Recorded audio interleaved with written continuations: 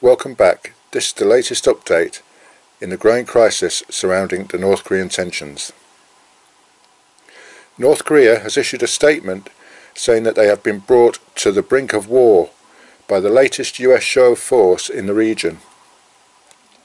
In response to Kim Jong-un's latest missile test that fired a short-range ballistic missile which landed in the Sea of Japan last week, the US and Japan are conducting a series of exercises together.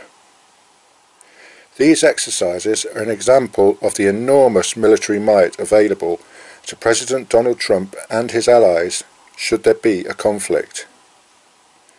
Made up of two supercarriers from the American Navy, the USS Carl Vinson and the USS Ronald Reagan, along with their 8 support ships, the fleet is joined by 2 warships from the Japanese Navy, including one of its helicopter carriers.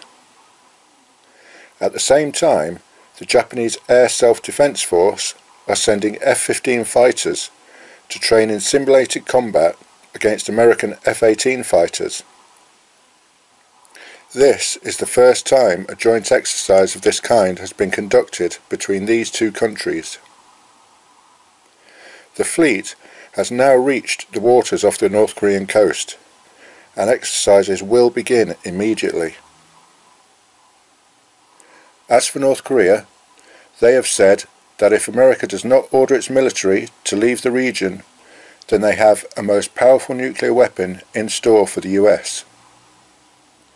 Despite being unable to produce an ICBM, or intercontinental ballistic missile, capable of reaching mainland America at the moment, many experts think this could become a reality by 2020, just 3 years away.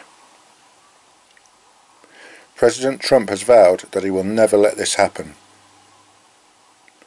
Even so, North Korea has shown it is able to launch nuclear attacks against countries which house US military installations, namely South Korea and Japan, with the whole of Japan being vulnerable to a strike. North Korea's state-controlled media has of course issued its usual anti-US rhetoric and propaganda, threatening to reduce America to ashes and vowing complete destruction should military aggression continue. Outgunned and virtually surrounded, and with heavy UN sanctions in force, the chubby dictator is still determined to pursue his nuclear and ballistic missile programs. Indeed, a 6th nuclear test is expected any day now.